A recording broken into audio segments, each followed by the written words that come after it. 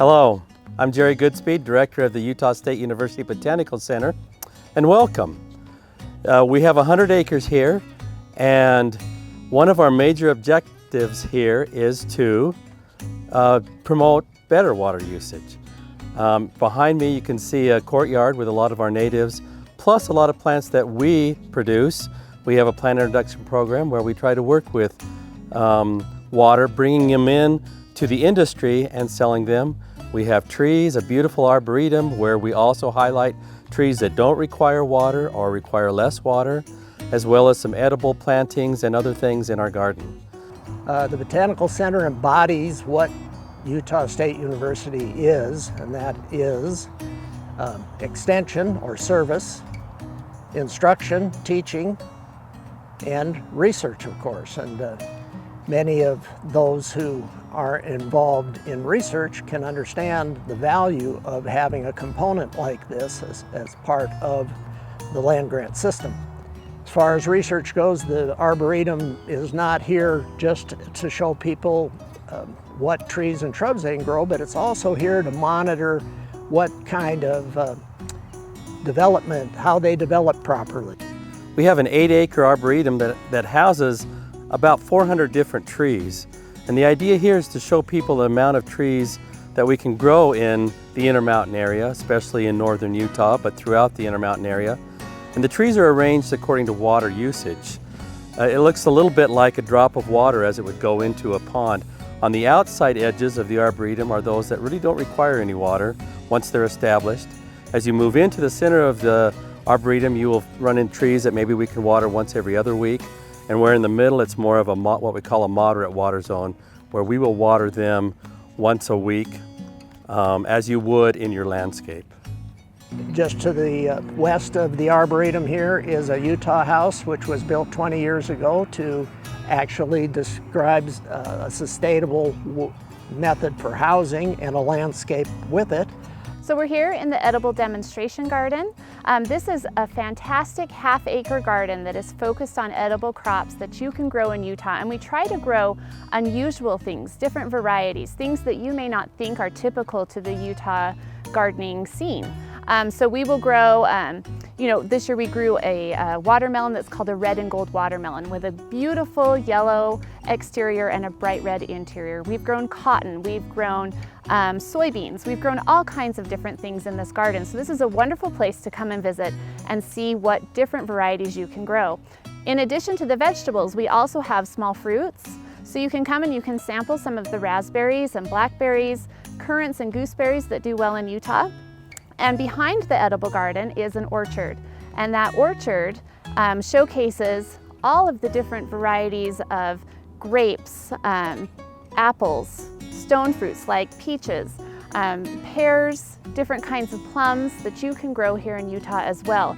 And you're welcome to come and walk through and see these wonderful trees, how they produce the colors and beautiful shapes of the fruit, and even taste the fruit here and there, and make sure that it's something that you want to incorporate in your garden before you actually purchase it. So this is a wonderful place to come and see all of those different varieties and what you can put in your own home garden. There are people measuring water here at the center.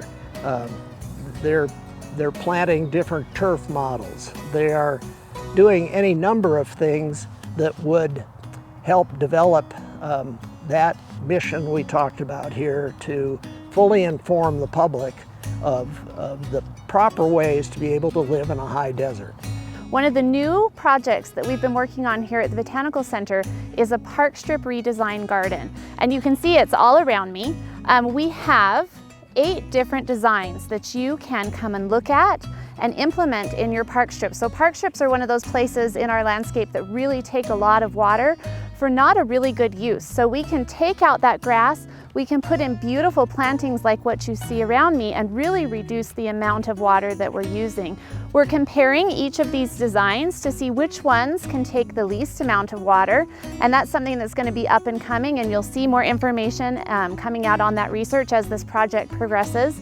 But we're also comparing it, not just these types of herbaceous plants, but we're comparing it to a thyme, ground cover, and a turf-style tall fescue, a cabin mix, and our regular old Kentucky bluegrass. So we're going to be seeing what kind of water savings we can get by replacing those traditional plantings with alternative grasses and some of these really beautiful plants. We have 8 acres of ponds and wetlands here at the Botanical Center. Most of that water is storm water. Most of the streets in Kaysville and Fruit Heights, all of the runoff comes to our ponds, usually on the north end, some on the south end. We have 4 ponds. The storm water goes through those ponds, and the idea behind it is that we will reduce the nitrate and the other chemical problems that the water has, so that it leaves our property better than when it came onto our property. We also have fish in those ponds. We stock them 3 times a year, and it's just public fishing. Everybody's allowed to come as long as you have your license. Along with the ponds, we also have a wetland discovery center, which is a building where we educate mostly youth, 4th grade and up, on water usage, on stormwater, why it's important, why wetlands are important, and why the ponds are important as well. Okay, we're here in the Edible Farm Demonstration Garden. This is a newer garden that was added to the USU Botanical Center in the last 2 years. The purpose behind this garden is to show you, if you wanted to convert your backyard to feed your family, how you could do this effectively in a very small space and grow a lot of food. So we use a lot of vertical trellising techniques here in this garden. We also use intensive planting systems, different ways to incorporate more plants in a smaller space. If you are looking at becoming an urban farmer, this is an excellent place to come and get ideas and learn how to use some of these techniques to boost your income and to learn how to grow really good produce in a very small space that is highly valuable. In addition to some of that produce, we also grow cut flowers in this garden. And cut flowers are a booming business in Utah. So we are trialing different flowers, learning how to grow them right alongside our growers so that we can offer great information and so that we can help people learn how to grow this high value crop that is becoming very important in Utah. We are in one of our high tunnels, high tunnel greenhouse. And this is what we call our Hydroponic Aquaponic research area. And you've probably heard a lot about hydroponics and aquaponics and wondered if they work, how we do it. Well, that's what this whole facility is here. We grow, you can see the tomatoes that we're growing. These tomatoes are grown without soil. We just water them occasionally. Same thing with the sweet potatoes that are below me. We also have other crops in here that we do some research just to grow and see how they'll do, how we can improve it. We keep track of the cost to figure out if it's affordable to do this. We also have a program of the aquaponics where we have fish. The fish help us with nutrients. Those nutrients get moved from the fish tank to the plants. And so it's kind of a symbiotic relationship where they're trying to help each other. It's not that easy.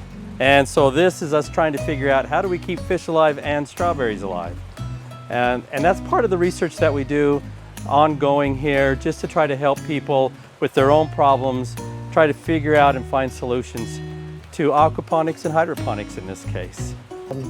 A component that's not necessarily talked about in connection with the Utah State University Botanical Center is the adjacent research farm, which any researcher can then put in a proposal to do research on that land. So it isn't just landscape that's being looked into, although there are plots of ground on the research part of this property that are fully research oriented with regard to landscape, but there's also fruit being studied, vegetable studied, other types of things that have to do with this, with the horticultural field. So we'd love to have you drop by anytime, take a walk through and enjoy.